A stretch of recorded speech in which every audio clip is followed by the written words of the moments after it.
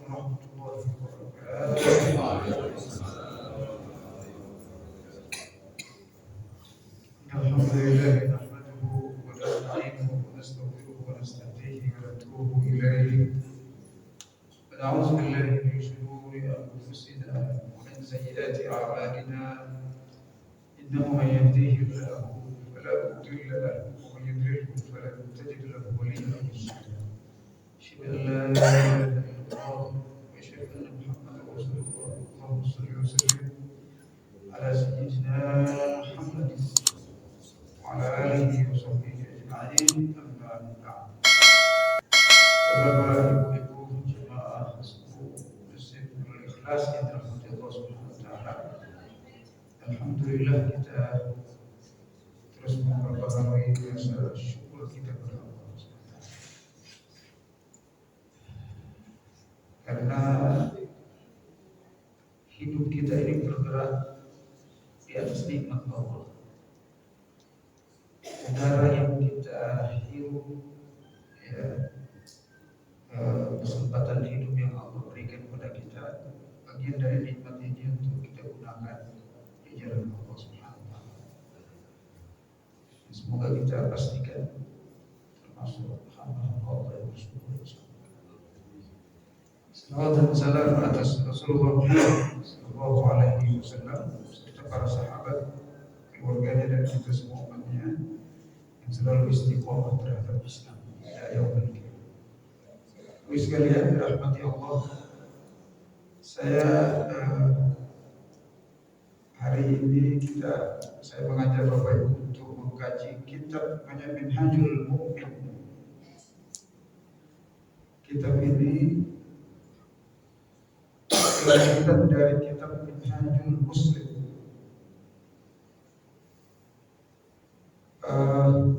Tujuan kitab ini adalah menguatkan karakter kita sebagai mukmin. Di sini saya pernah sampaikan bahwa kita itu hampir 80% umat Islam ini pada level Muslim. 80% levelnya itu Muslim. Apa itu Muslim? Dijelaskan oleh Allah Subhanahu wa taala dalam surah Al-Hujurat. Mereka beribadah, berislam itu masih bersifat fisik, belum masuk ke hati. Walakin qulu aslamna. Seorang Badui datang kepada Rasulullah, aku sudah mukmin. Rasul diam, turun Al-Quran. Wahai Muhammad, katakan kepada Badui itu, dia belum mukmin tetapi Muslim. Kenapa? Walamma yadkhulul iman fi qulubihi. Karena iman itu belum menguat dalam hati. Umat ini butuh level mukmin ini. Siapa itu mukmin? Allah menjelaskan banyak ayat. Di antaranya surah Al-Mu'min. Innamal mu'minuna alladzina alladzina hum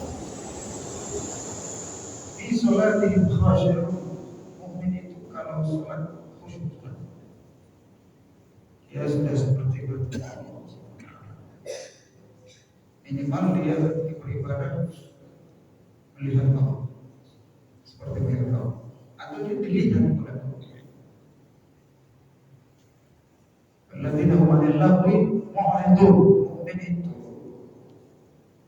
sudah meninggalkan hal yang sia-sia. Enggak ada gunanya itu, enggak dibahas lagi semua mereka. Dan seterusnya, ada 9 kriteria mukmin dalam surah Al-Mu'min. Tapi dalam surah Al-Anfal, mukmin itu adalah innamal mu'minuna alladzina idza dzukira Allah wajilat qulubuhum. Orang mukmin itu kalau nyebut Allah bergetar. Kalau baca Quran nambah imannya dan seterusnya. Nah, kitab ini Bapak Ibu kan merubah, membina kita menjadi mukmin. Semoga kita menjadi mukmin semuanya insyaallah. Makanya disebut kitab Minhajul Mukmin, ditulis oleh salah seorang Syekhul Azhar, salah seorang ulama Al-Azhar. Dia akan kita tidak akan memperbaiki akidah kita, tauhid kita, iman kita, ibadah kita, akhlak kita, muamalah dan seterusnya. Bismillah. Kata beliau, iman itu oleh hadil kalimat syurut. Kalimat iman itu punya syarat. Dalam saya beriman, ada syaratnya iman itu. Yang pertama syarat iman, al-ilmu al-munafi lil jahl. Seorang mukmin harus punya ilmu tentang Islam. Jadi mukmin itu harus ngaji, bukan? Kalau dia nggak belajar Islam secara detail, nggak bisa jadi mukmin sejati. Makanya para sahabat ngaji semua. Kita ini kan biasa sebagai umat Islam, sebagai besar Pak. Islamnya itu karena lahir dari keluarga Islam. Sholatnya cuma lihat orang tuanya sholat, puasanya lihat orang tuanya puasa, zakatnya lihat orang tuanya zakat, itu aja sampai mereka dunia. Padahal seorang mukmin harus punya ilmu agama ini. Itu yang disebut al-ilmu al-munafi lil jahl. Beriman pada Allah harus paham kenapa kita harus beriman, kenapa kita sholat, tujuannya apa, harus paham.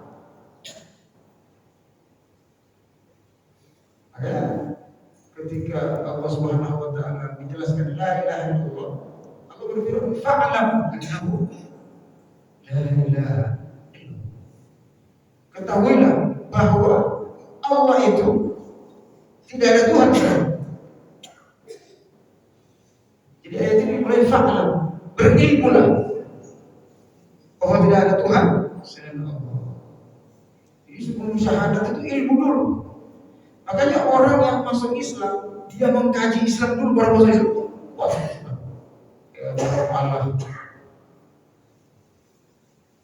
Wah, Allah orang Barat itu kuat sekali.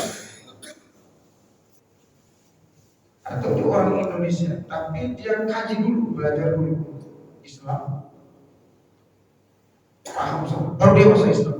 Itu Islamnya kuat, mengarahkan Islam keturunan. Seperti si Yahya Maloni, tapi kalau dia pelajaran Islam dulu baru Islam, dia jadi ustaz, jadi ulama. Siapa itu lagi? Nababan, masih muda, tapi dia belajar Islam dulu baru masuk Islam. Jadi ustaz, jadi penceramah kita. Ada namanya Felix Xiao. Felix Xiao ini banyak yang kenal anak-anak. Orang Cina, keluarganya Kristen semua. Dia belajar Islam dulu, lalu masuk Islam, kuat Pak. Nah kita tuh nggak belajar Islam langsung Islam otomatis, sehingga jihad kita kurang kuat, ya, pembelaan terhadap agama kurang kuat. Orang-orang yang masuk Islam belajar dulu itu Pak, nyinggung Islam sedikit itu mereka langsung bela itu. Nah ini kelemahan kita. Jadi untuk menjadi mukmin itu harus ada ilmu al-munafi lil jahl, punya ilmu dan tidak boleh jahil terhadap Islam, harus paham Islam.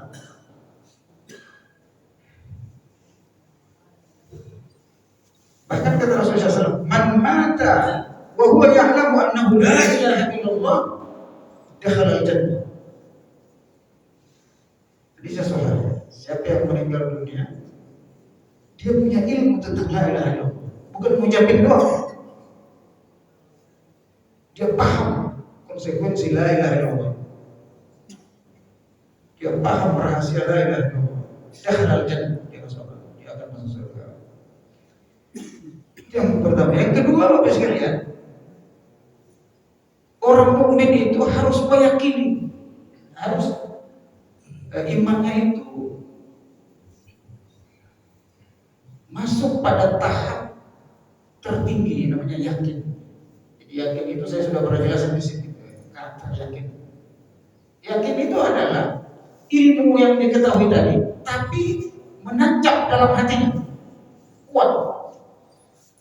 Jadi as-sabat fil qalbi, menetap dalam hati, tidak ada keraguan bahwa tidak ada Tuhan selain Allah. Yakin dalam hati, tidak ada keraguan sedikit. Nah, itu namanya keyakinan. Jangan sampai kita berdoa, ya Allah, tolong saudara kami di Gaza ini diterima apa enggak? Ya tidak boleh, harus yakin. Nah, itu baru mukmin. Mukmin itu intinya keyakinan sudah di hati. Kata Imam Syafi'i, dan ini disepakati oleh ulama lain, mazhab lain. Iman itu 3 syaratnya. Pertama, al-iqrar bil lisan, harus diucapkan. Asyhadu an la ilaha illallah wa asyhadu anna Muhammadar Rasulullah. Harus diucapkan. Saya Islam, tapi yang mengucapkan syahadat nggak bisa. Harus diucapkan. Itu sepakatnya ulama. Kayaknya orang masuk Islam harus mengucapkan syahadat. Yang kedua, tasdiqu bil qalbi. Keimanan itu harus diyakini dalam hati, bukan di mulut. Jadi kalau di mulut bisa jadi munafik. Saya iman, saya haji kok, saya umroh, tapi nggak yakin sama Allah, bisa munafik. Nah, di zaman kita ini lebih dari 20% umat Islam itu masuk pada kategori ini. Di mulut doang. Mohon maaf. Kata Allah Subhanahu wa taala, "Wa minan nasi may ya'budullaha 'ala harfin." Di antara manusia itu ada yang menyembah Allah secara harfiah saja, maksudnya fisik doang.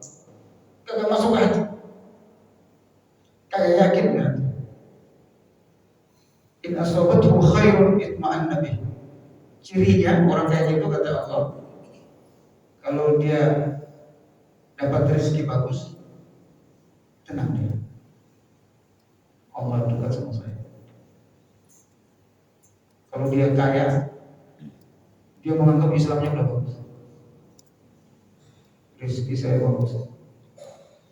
Sebaliknya, in asabathu dharra, kalau dia ditimpa kesulitan, rezekinya dipersulit, ya, ada masalah, dia langsung mengeluh, dia tidak sabar, langsung menyalahkan ini, nyalahkan. Kenapa? Karena imannya itu harfiah, dia sesuai kondisi, imannya itu sesuai kondisi. Kalau iman yang sejati itu kondisi apapun dia sama, mau kaya mau miskin, menurut itu sama. Kata Imam Al-Junaid, Imam Junaid ini seorang zuhud,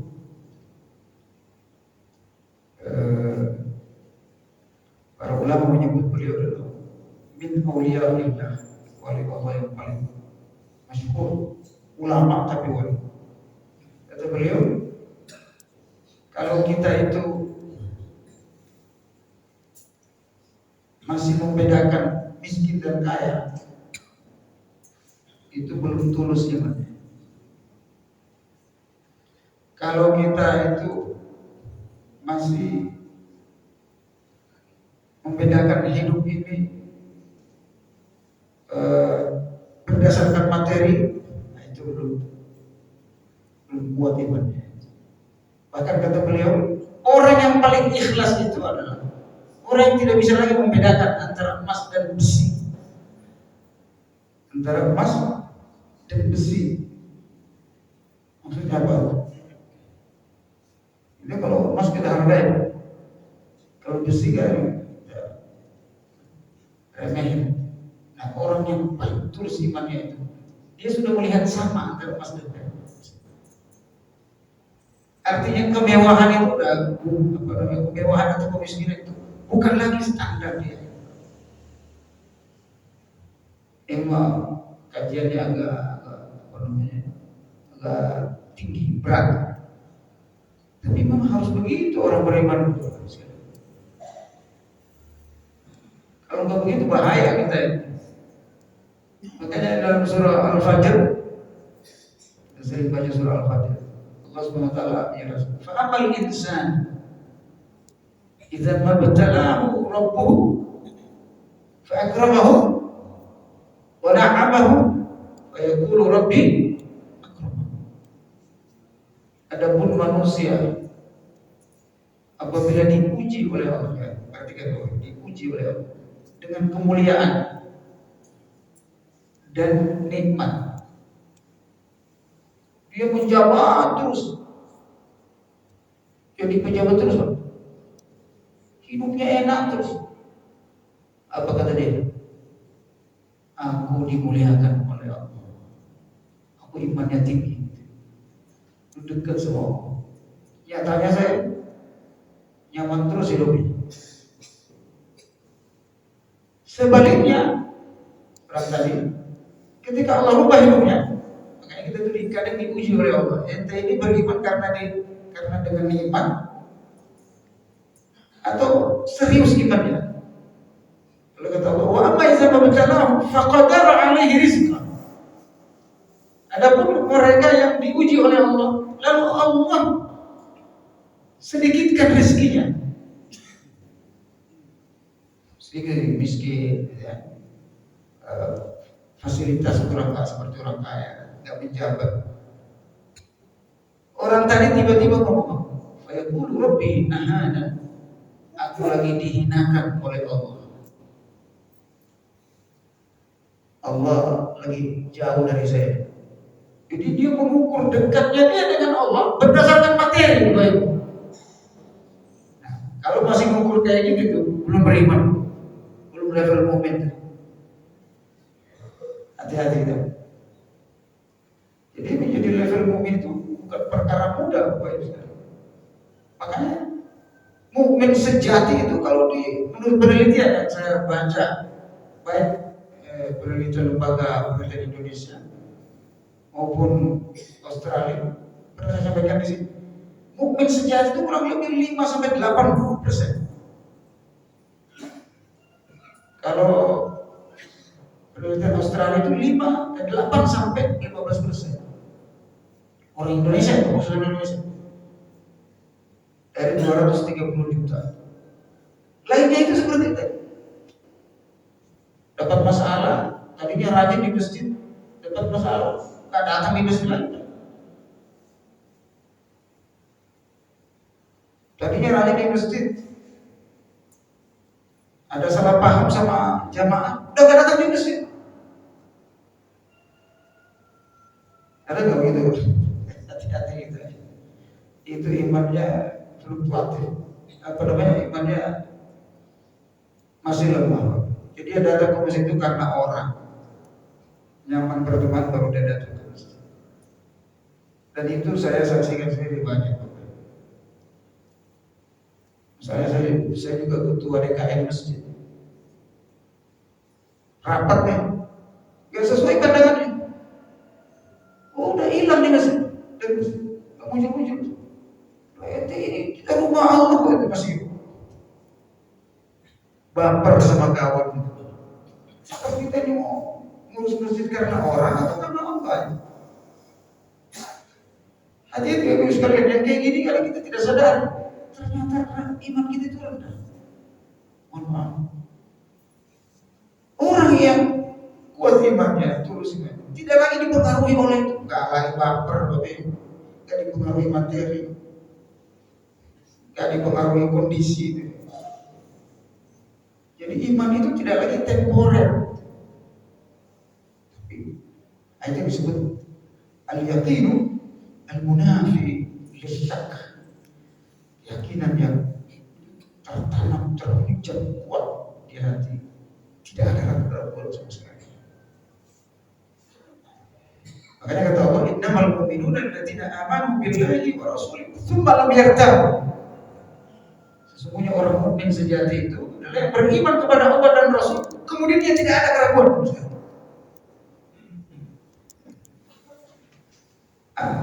Yang ketiga, al-qabulu al-munafi lirad. Iman sejati itu dia harus menerima semua ajaran Islam. Gak boleh pilih-pilih, ini kayaknya gak cocok sama saya, kayaknya ini belum pantas sama saya, gak pas sama saya. Gak bisa begitu. Dia harus menerima semua konsekuensi iman itu.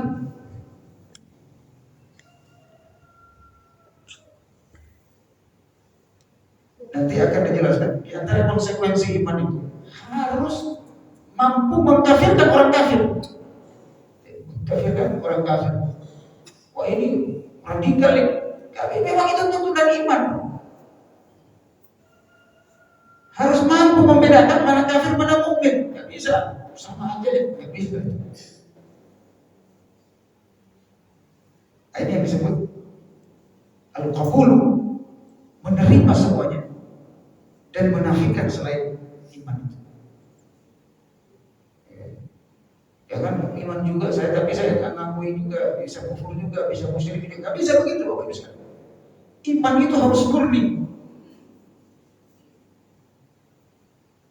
nggak bisa menerima yang lain. Allah yang tempat berlindung, dia ambil Tuhan lain untuk berlindung, nggak boleh begitu. Makanya itu disebut syirik, mensekutukan Allah dalam kekuasaannya, dalam mencipta, dalam disembah, nggak boleh Bapak Ibu sekalian. Harus fokus satu, yang disebut tauhid itu. Yang keempat Bapak Ibu sekalian, al-inqiyadu al-munafi lit-tark. Sudah terima tadi, sudah yakin, terima Bapak Ibu, berangkat dari paham ilmu tadi. Yang keempat ini harus tunduk dengan seluruh ketentuan iman itu. Kalau tadi nerima, oke, saya terima. Yang keempat ini tunduk, patuh, taat semuanya. Tidak ada perasaan kita itu nolak. Tidak ada perasaan kita itu enggak cocok. Jadi Bapak Ibu sekalian, untuk menuju iman itu prosesnya kayak gini Bapak Ibu. Ya, makanya kata Allah SWT, waman yuslim wajhahu ila Allah wa huwa muhsin faqad istamsaka bil 'urwatil wuthqa. Ini surat Luqman. Waman yuslim wajhahu, siapa yang menundukkan wajahnya, maksudnya jiwanya itu tunduk. Para ulama ahli tafsir mengatakan menundukkan kepada siapa? Kepada la ilaha illallah, syahadat yang kita ucapkan itu. Karena syahadat itu Bapak Ibu sekalian, maknanya itu tiga. Syahadat, asyhadu, tiga maknanya. Pertama, berikrar. Yang kedua, bersumpah. Yang ketiga, berjanji. Itu memang makna syahadat. Kita ini udah janji, udah sumpah tidak ada Tuhan selain Allah. Ya. Maka kita harus tunduk dengan sumpah itu. Baru imannya itu mukmin. Jadi disebut al-inqiyad, tunduk patuh. Tidak boleh ada penolakan. Kalau tadi nggak ada keraguan, ini tidak boleh ada lagi pembangkangan. Saya nggak suka ini. Misalnya Allah wajibkan kita yang mencuri potong tangan, saya nggak terima ini, nggak pas sama saya, belum iman. Harus taat semuanya. Kira-kira berat kan? Makanya memang kita ini untuk membina keimanan, berproses Bapak Ibu. Nah yang kelima itu as-sidqu al-munafi lil-kadhib. Tadi tunduk, yang kelima ini konsisten dan menjalaninya dengan dengan konsisten, dengan istiqomah. Tidak boleh ada dusta, pura-pura konsisten. Harus benar, jujur dengan Allah. Nah, yang keenam itu Bapak sekalian, al-hubbu al-munafi lil-bughd. Udah konsisten, harus ada cinta di sana. Jadi mukmin itu harus cinta dengan imannya itu, suka dengan iman. Gak boleh iman itu terpaksa. Kayaknya berat ini iman, dibawa kemana-mana kayaknya sulit. Gak boleh. Dia harus nyaman dengan imannya itu.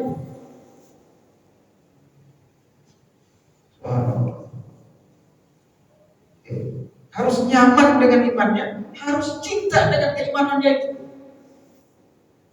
Tidak ada sesuatu yang paling dia cintai lebih daripada iman itu. Ya Allah, aku sudah beriman. Makanya Imam Anas bin Malik mengkomentari ketika Rasulullah SAW menjanjikan beliau, anta ma'aman ahbabta, engkau atau setiap orang mukmin itu bersama siapa yang dia cintai. Bersama siapa yang dia cintai. Kalau dia cinta Allah, sama Allah. Cinta Nabi Muhammad, nanti dia bersama Muhammad. Kata Anas bin Malik, tidak ada kalimat yang paling aku cintai setelah Islam kecuali kalimat itu. Senang gitu, nyaman dengan janji Allah. Bisa kita begitu.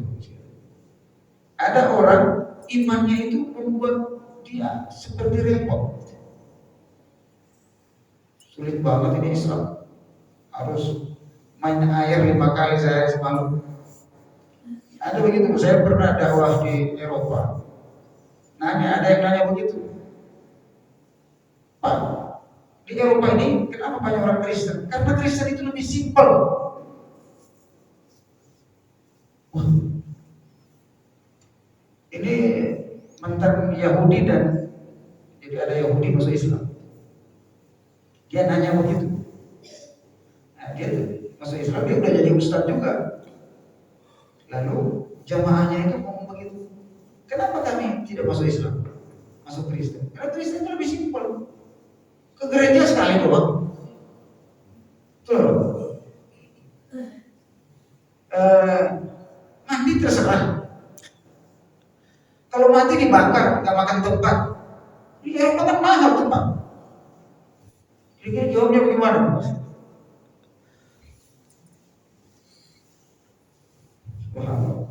Ini kita baru masuk Islam udah 5 kali main air. Kata mereka begitu. Ini air kan susah. Harus main air, subuh dingin, musim dingin harus main air gitu. Ini Islam yang sulit banget. Makanya cara masuk Islam masuk Kristen. Jadi menurut mereka agama itu punya simpel. Kenapa? Karena dia anggap iman itu sulit bagi dia, itu beban. Hati-hati berbisnis. Tidak, kalau kita masih menganggap iman itu beban, belum beriman, belum mukmin. Karena iman itu harus kita sukai, nyaman, cinta. Senang saya, bahagia sekali saya. Alhamdulillah saya beriman. Tapi alhamdulillah orang Eropa itu ketika dia masuk Islam, saya bertemu banyak orang Eropa, Asia, pertemuan di Malaysia 3 bulan yang lalu. Saya bertemu dai di 33 negara, termasuk dari Australia, dari daerah-daerah pinggir Eropa, namanya Asia Pasifik. Ada seorang dari negara dekat Australia, ada beberapa negara kecil, ada Tonga, macam-macam itu, Fiji, ada negara-negara itu. Mereka bilang,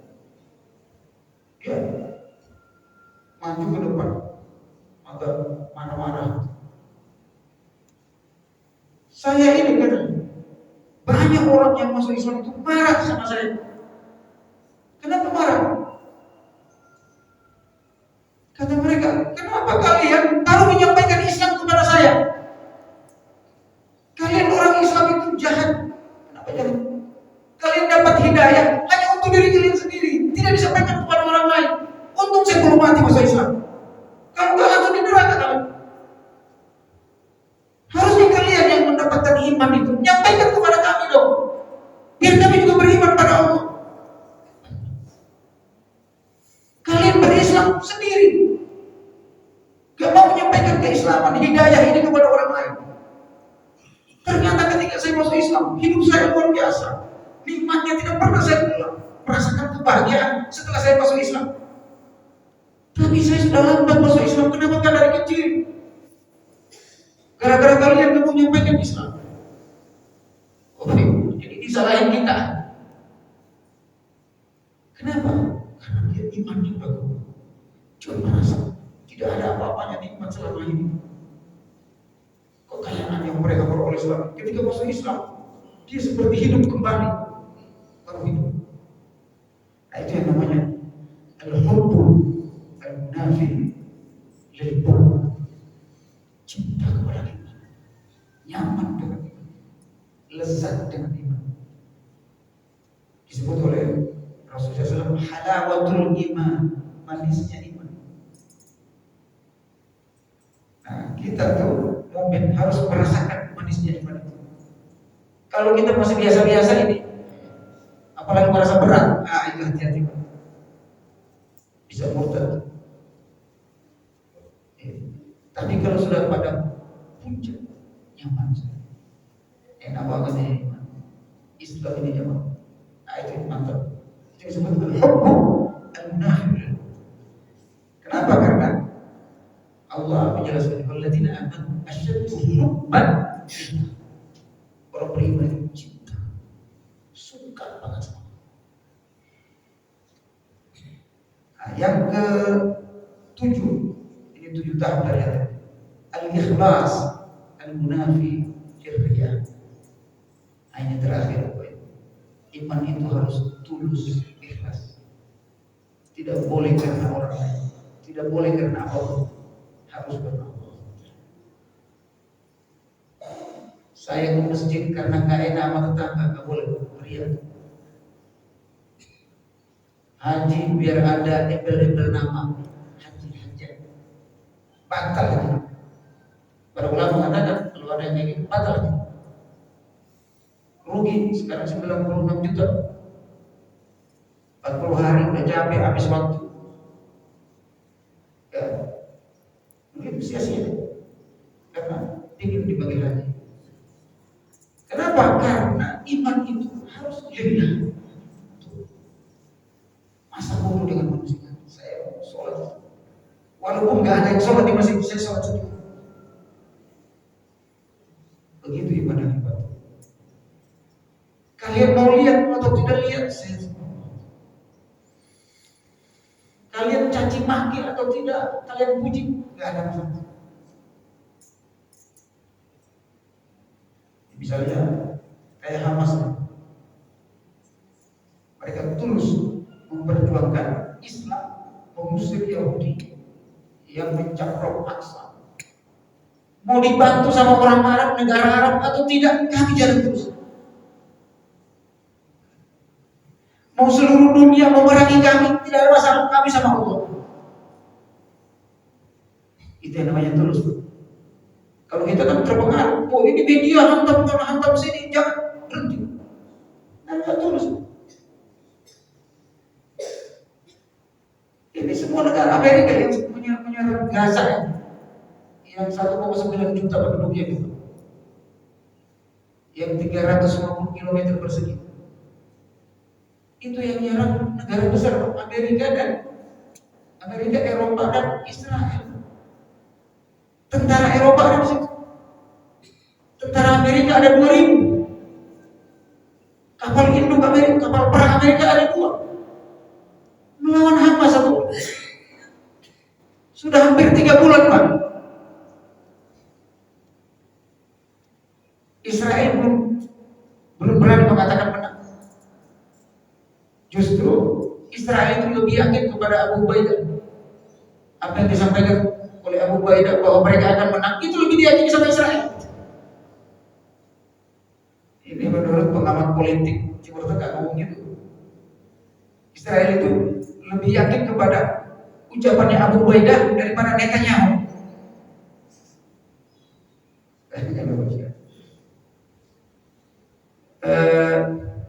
Kenapa? Karena mereka tulus berjuang. Mau kalian bantu, mau enggak, kan tetap berjuang. Mau sendiri dicuekin sama raja-raja Arab, masa bodoh? Kalian berjuang karena Allah, bukan raja-raja Arab. Ini ketulusan Bapak Ibu. Makanya ketika tahun 67 dan tahun 73 terjadi perang Arab Israel 2 kali. Siapa yang menang? Perang Arab Israel ini, semua negara Arab menyerang Arab Israel 2 kali, 67, 73. Kalah Arab. Bahkan perang 67 itu disebut dengan perang 6 jam, perang 9 jam. 9 apa 6 jam? 6 jam. Perang 6 jam. Enggak, 6 jam. 6 jam itu kalah Arab. Lawan Hamas, Bapak Ibu. Hampir 3 bulan. Kuat mana? Padahal negara Arab semuanya, Pak. Pasukan ada, tentara ada, militer. Kenapa? Karena tidak tulus. Yang Arab tadi tidak tulus, yang ini tulus. Kami berperang karena Allah. Maka Allah tolong mereka. Sekarang itu ada ratusan tentara Israel buta matanya. Israel sendiri yang ngomong, tentara ini, saya sempat lihat videonya tuh dari Al Jazeera. Buta. Ternyata butanya itu apa? Disapu sama malaikat.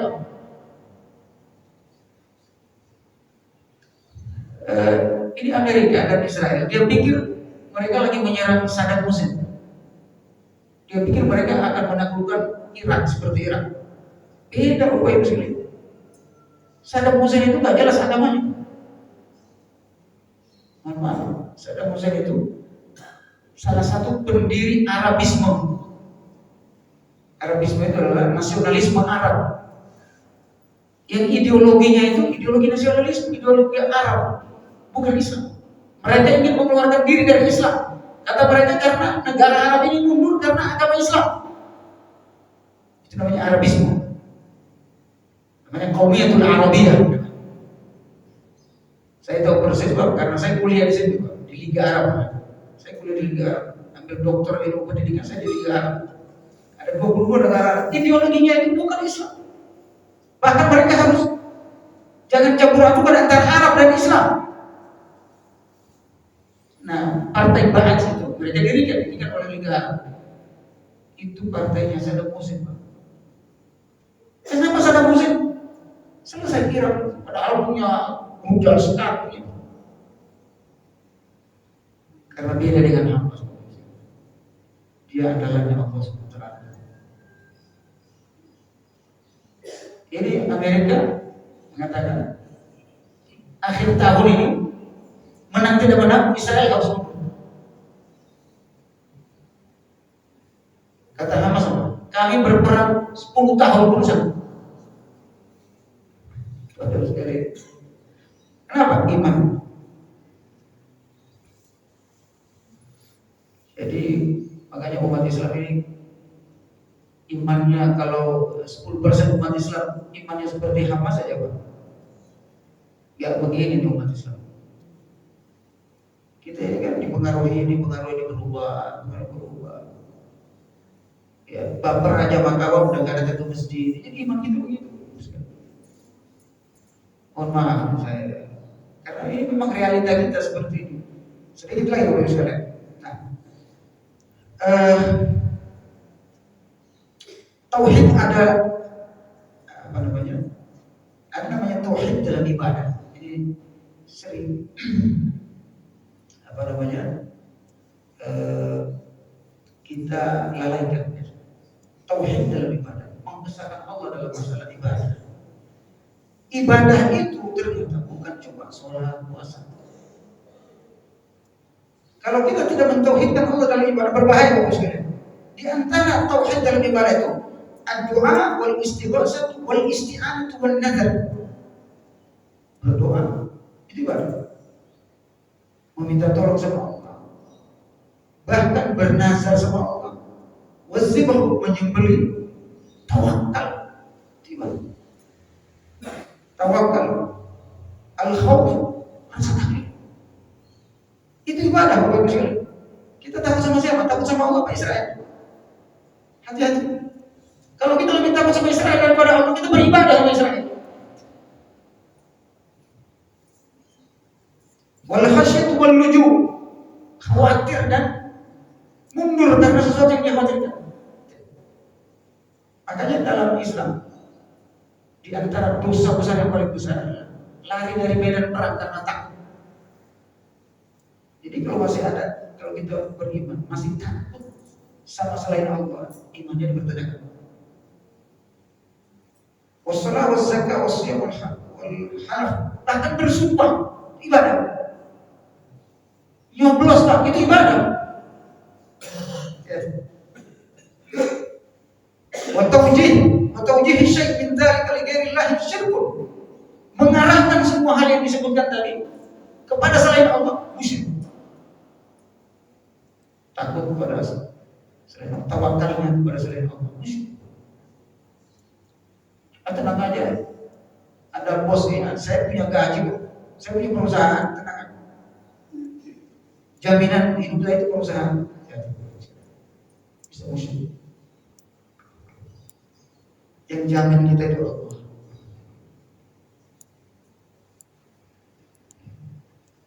Saya tutup ini, apa namanya?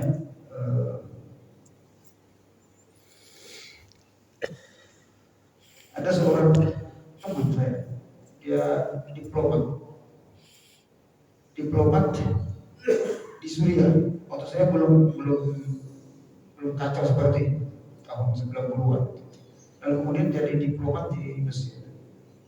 Ketemu saya, dia cerita perubahan dirinya. Jadi selama ini saya Islamnya biasa-biasa saja gitu, ini orang lain khawatir. Hidup saya itu apa namanya? Padahal gajinya waktu itu $10.000. Kalau diplomat tingkat 1, karena beliau diplomat tingkat 1 di kedutaan besar. Disebut homestad kalau di luar negeri. Gajinya itu $, Pak, kalau homestad di luar negeri. Mungkin ada, mungkin yang enggak. Itu gajinya sampai $10.000, Pak. Kali 14.000 berapa? Itu rumah apa semua sudah difasilitasi semua pemerintah. Makanya gaji orang luar negeri itu Deplu, gaji orang Deplu itu tinggi sekali. Saya banyak berteman dengan orang Deplu, Masya Allah. Sampai saya bilang, ingin juga jadi Deplu lebih banyak gaji, tinggi aja. Gaji pakai dolar. Kalau dirupiahkan kan pulau ke Indonesia aja sehari kaya raya gitu. Terus 10.000 gajinya, 10.000 sampai 15.000. Dia pak rumah sakit, kisah itu dia masuk rumah sakit. Nah, lalu rumah sakit di Mesir itu kan dokternya itu pak, bukan rumah sakit, klinik, salah satu klinik, dia masuk klinik. Nah, dokter yang punya klinik itu profesor. Kalau di Mesir, kalau dia Muslim, kalau dia S1 itu pasti hafal Quran pak. Orang Muslim itu rata-rata hafal Quran. Ya, pemerintahnya aja yang sekuler, tapi rakyat Mesir itu Islamnya itu luar biasa. Lalu teman saya mengantar periksa sakit gitu. Sementara ngasih obat, ngobrol-ngobrol. Anaknya berapa pak? Kata dokter. Dia pakai bahasa Inggris. Kata teman saya ini, diplomat ini, 3. Kenapa hanya 3? Kenapa memang dibatasi 3? Dokter nanya begitu. Dia nanya mungkin dia nggak bisa punya anak. Kata teman saya itu, dia jawabnya seperti kita jawab, susah ngasih makannya Pak. Apa kata dokter? Memang yang ngasih makan anak Anda atau Allah? Dia nggak bisa jawab. Jawaban itu kata beliau, berbulan-bulan saya pikir, yang ngasih makan kita ini kita atau Allah SWT. Jadi saya ini lalu kemudian dia kembali pada salah gitu selama ini Bapak sekalian. Yang ngasih makan kita itu Allah, bukan kita Pak. Yang ngasih makan anak kita itu Allah, bukan kita. Yang ngasih rezeki kita itu Allah, bukan kita.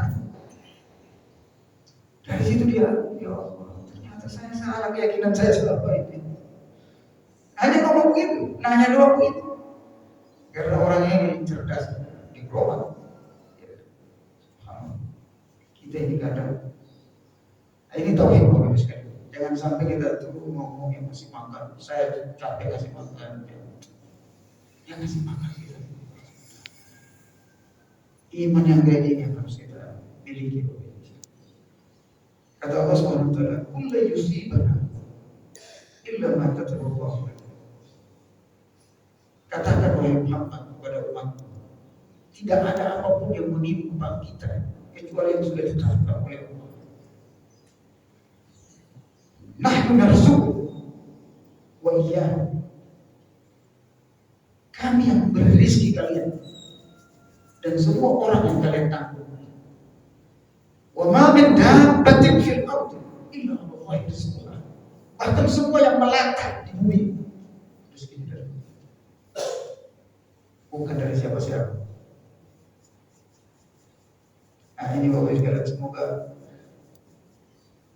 iman kita ini sekuat ini insyaallah. Jadi kita lanjutkan insyaallah pada pertemuan berikutnya. Saya mohon izin sama Bapak Ibu, apa kita teruskan kajian kitab ini atau tetap tematik seperti semula? Terus saja, sehingga kita menguatkan iman kita insyaallah. Ada yang ditanyakan Bapak Ibu, silakan.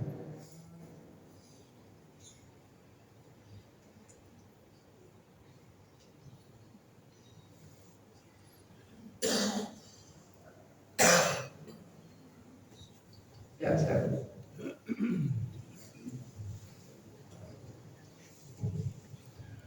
Assalamualaikum warahmatullahi wabarakatuh. Alhamdulillah pagi ini kita sudah dipaparkan suatu ekspos yang betul-betul ya berat, bukan ringan. Tadi dikatakan oleh Al Ustaz bahwasanya umat Islam ini melaksanakan Islamnya baru hanya sampai pada mulut saja, kira-kira 20%. Nah, barangkali ini ada dua hal yang menggelitik untuk kita semua. Pertama adalah lemah iman, dan yang kedua adalah karena kesusahan hidup, mungkin ekonomi apa dan sebagainya. Itulah dua hal. Nah, terkait dengan hal ini, tentunya sebagai pendakwah mempunyai suatu bagaimana kira-kira supaya bisa mengangkat yang Indonesia ini setidaknya itu mungkin 2 tingkat, 3 tingkat ke atas.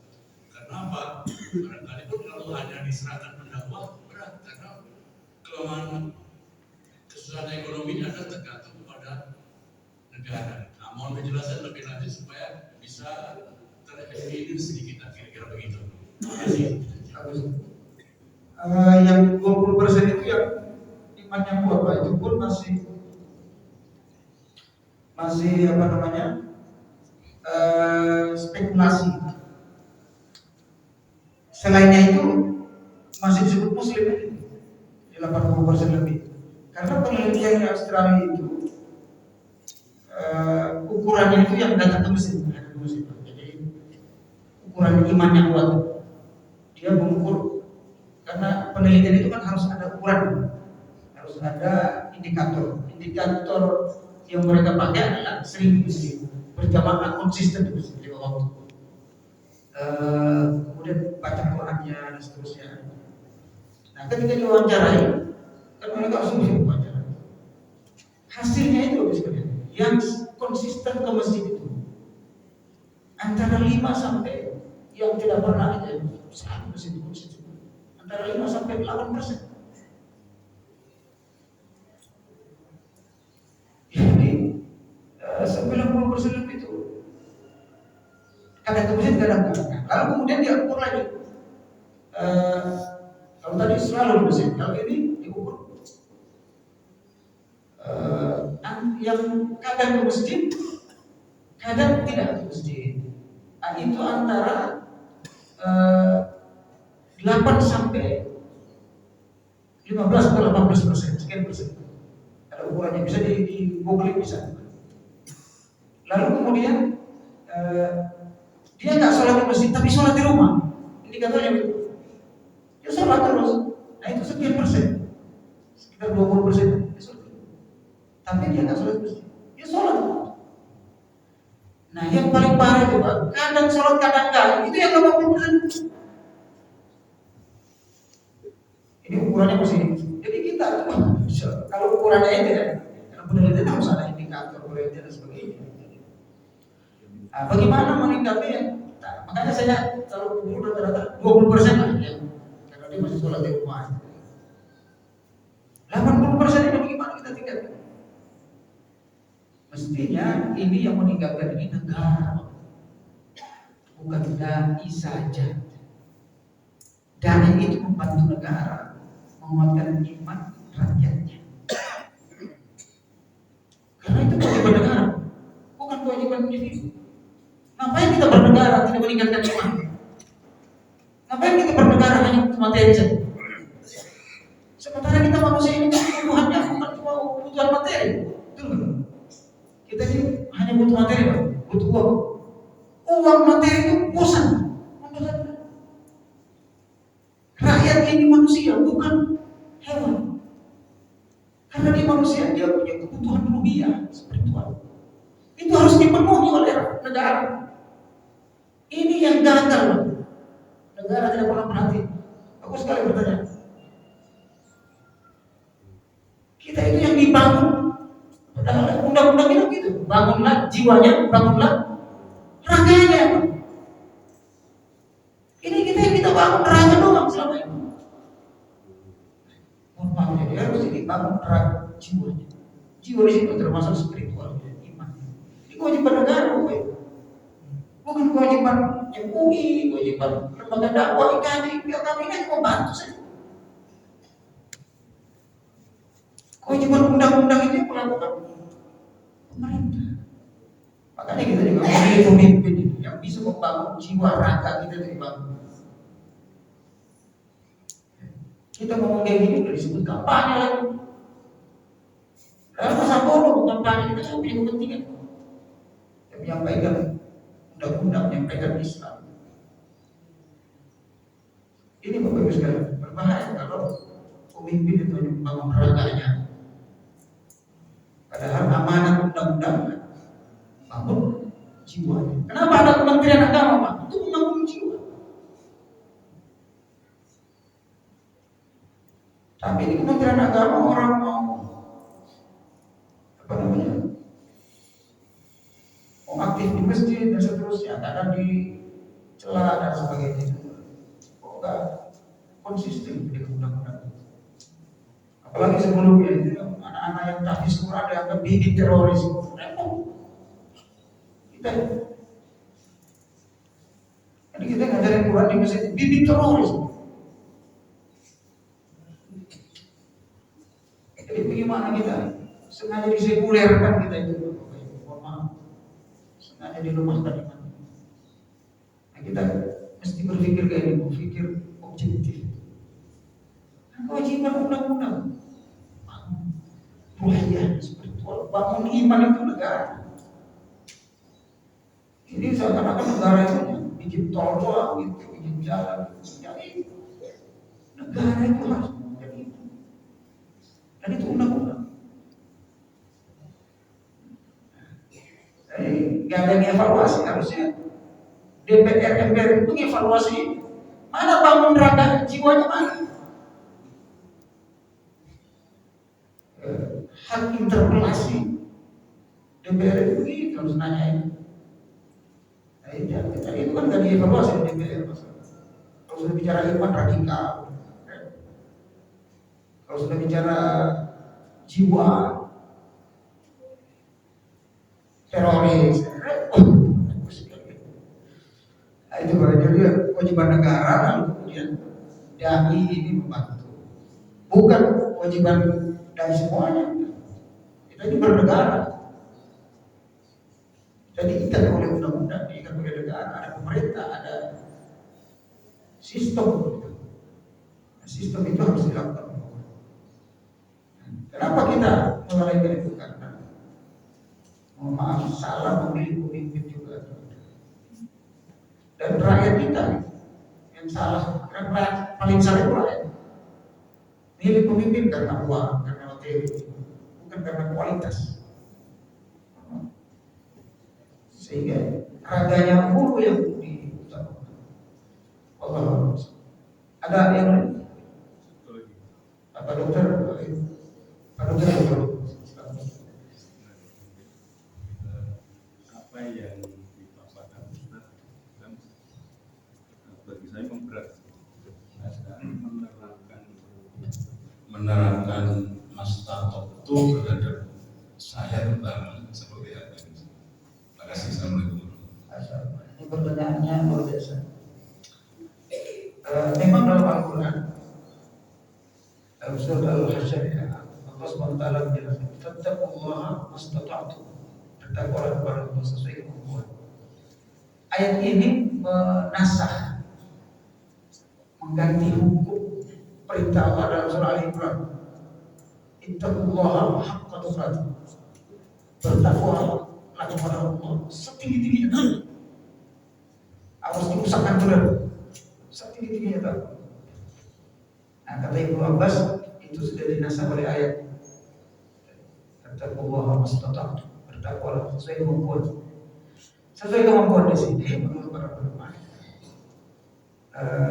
Kalau kemampuan kita misalnya maksimalnya itu 10, kemampuan kita itu 7, itu sudah sesuai kemampuan. Kita bisa sholat di masjid, alhamdulillah 5 waktu bisa. Nah, itu sesuai kemampuan. Mampunya setiap 5 waktu bisa. Tapi kemampuannya misalnya karena kerja ini dan seterusnya dia hanya bisa makan bisa saja. Itu sesuai kemampuan. Mastata'tum. Tetapi maksimal. Jangan sampai kita sesuai kemampuan padahal kita ada di rumah itu. Dekat masjid, rumahnya dekat masjid. Tapi dia maunya hanya maghrib saja. Itu tidak sesuai kemampuan. Ada kemampuannya maka bisa sebenarnya. Itu namanya mastata'tum. Yang kedua, terkait yang tadi keyakinan, gimana ukuran mastata'tumnya seperti apa? Bapak Ibu, Allah itu menjelaskan kepada kita, Masya Allah, Allah itu Maha Rahim. Dengan keyakinan yang kita miliki, tapi itu sudah usaha kita. Itu juga akan membawa kita masuk surga. Subhanallah. Makanya kata Allah, wa'budullaha hatta ya'tiyakal yaqin. Sembahlah Allah sampai datang kematian. Artinya sembahnya terus. Tidak Allah Subhanahu wa taala menjelaskan nanti kamu kalau sholat hilang semua dunia ini. Enggak begitu Allah. Tetapi mastata'tumnya itu indikatornya itu kata Allah, kalau kamu beribadah, ya, kalau kamu beriman, hatimu itu tersentuh gitu ketika disebut nama Allah. Iza dzukirallah wajilat qulubuhum. Kalau disebut nama Allah, nyambung hatinya. Itu ukuran mastata'tum. Jadi Al-Quran itu sebenarnya mastata'tum karena di ayat yang sudah menjelaskan kayak gitu. Bahkan kata Allah, la yukallifullahu nafsan. Allah tidak membebani manusia, kecuali sesuai kemampuan. Makanya ibadah itu hati itu sekali seumur hidup. Umrah sekali seumur hidup cukup. ada yang mahasiswa saya 157 kali umroh, 25 kali haji. Cerita itu lebih dari itu. Bahkan kita sangat Pak 2,5%. Bandingkan dengan agama lain Kristen ada 1/10, 1/20. Kita 25%. Masa nggak mampu? Zakat fitrah 3,5 liter setahun sekali. Jadi sebenarnya Islam itu standarnya itu sesuai kemampuan kita. Gak mungkin di atas kemampuan kita. Allah silakan. Izin Ustaz, seseorang kadang berprasangka buruk walaupun dia sebenarnya tidak ingin berprasangka buruk. Itu apa yang menyebabkan itu dan bagaimana menanggapinya? Prasangka buruk namanya suuzon. Prasangka buruk ini memang karena pertama disebabkan oleh ketidaktahuan. Baik prasangka buruk sama Allah, suuzon sama Allah, sama suuzon sama manusia. Kenapa orang suuzon sama Allah? Karena dia tak paham Allah. Makanya ada namanya ilmu ma'rifatullah. Tahu. Dia tahu apa yang dilakukan oleh Allah dalam dirinya. Saya misalnya usahanya lagi seret, saya lagi dipuji sama Allah. Ada masalah mungkin saya kurang ibadahnya. Itu orang yang tahu Allah. Kalau dia sudah tahu kayak gini, nggak mungkin dia susah. Jadi memang untuk menghilangkan pertama harus susah ilmu. Makanya tadi cara kita ilmu al-munafi lil jahil. Jangan sampai kita jahil terhadap Allah. Apa yang Allah lakukan dalam diri kita tidak tahu, nggak ngerti. Kenapa sih Allah masih sakit saya? Ada orang tukang mancing berdua, yang satu nggak punya anak, tapi punya rumah, punya kontrakan, punya mobil lebih dari 2. Yang satu yang mancing punya anak 9, kontrak lagi mancing, nggak adil loh. Punya anak 9, mancing pun ikannya cuma 1 buah. Ini yang juga nggak punya anak, punya mobil, dapat banyak ikan. Dia lalu menyalahin Allah SWT. Allah tidak adil. Karena dia nggak paham. Kalau kita memahami apa yang Allah lakukan dalam diri kita, apa yang Allah takdirkan dalam diri kita, itu nyaman. Tidak akan ada solusi sama Allah. Makanya kata Allah, ana inda dhanni abdi. Aku berdasarkan prasangka hambaku. Jadi kalau kita prasangkanya bagus sama Allah, Allah akan berikan terbaik dari kita. Kalau Allah lagi uji saya nanti setelah ketika nanti Allah kasih kesempatan saya jadi punya ini. Biasanya gitu. Itu para motivator barat pakai ini sebenarnya. Jadi kita mau sukses tergantung pikiran positif kita.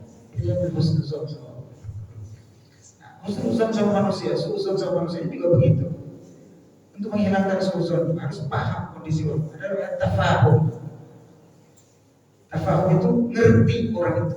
Oh, dia begini. Dulu saya khotbah di sini, ada siapa yang ada yang teriak, wow, kaget juga begitu. Sampai kira ada yang protes gitu.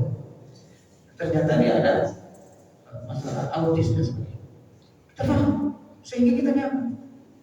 Kalau kita nggak ngerti, dia ada masalah kesehatan dan sebagainya, kita langsung susah ini mengajar ini mau. Jadi tahu, ngerti itu Pak. Menghilangkan susah. Sebab susah juga kan. Nah, baru yang kedua itu karena hati Pak. Hati yang dengki, hati yang curiga mulu sama orang. Ya bawaannya curiga mulu sama orang itu. Allah. Kalau gitu. Jawab. Sekiranya cukup ya Bapak Ibu sekalian. Kita lanjut insyaallah bulan depan kitab yang ini semoga bisa membina keimanan kita. Kita berdoa untuk saudara kita di Gaza. Kita tutup dengan doa bersama Bapak Ibu. Karena sekarang itu dalam sehari itu 700 yang anak-anak ibu-ibu dibombardir sama Israel. Mari kita berdoa untuk keselamatan umat Islam di Gaza dan kemenangan kaum muslimin. Auzubillahi minasyaitonir rajim. Alhamdulillahil alamin. Allahumma shalli wa sallim ala sayyidina Muhammadin wa ala alihi wasallam. Allahumma inna nashhadu annaka anta Allah la ilaha illa anta al-ahad as-samad alladhi lam yalid wa lam yulad wa lam yakul lahu kufuwan ahad. Ya dzal jalali wal ikram. يا ذا الجلال والإكرام يا حي يا قيوم إليك نستغيث أن تنصر إخواننا المسلمين المجاهدين والمستضعفين في غزة وفلسطين. اللهم انصرهم نصرا عزيزا مؤزرا. اللهم فرج كربهم. اللهم طوي جرحهم. اللهم ثبت أقدامهم وسدد رميهم وانصرهم واكتبهم من الناصرين يا رب العالمين فإنك خير الناصرين. اللهم عليك بإسرائيل. اللهم عليك بجنود إسرائيل ومن آولهم. اللهم اقسمهم عددا واقتلهم بددا ولا تغادر منهم أحدا. اللهم زلزل الأرض تحت أقدامهم وأنزل الرعب في قلوبهم وأهلكهم كما أهلكت عاد وفرعون وثمود. إنك على كل شيء قدير. ربنا آتنا في الدنيا حسنة وفي الآخرة حسنة وقنا عذاب النار. صلى الله على سيدنا محمد وعلى آله وصحبه وسلم والحمد لله رب العالمين. سبحانك اللهم وبحمدك أشهد أن لا إله إلا أنت أستغفرك وأتوب إليك. السلام عليكم.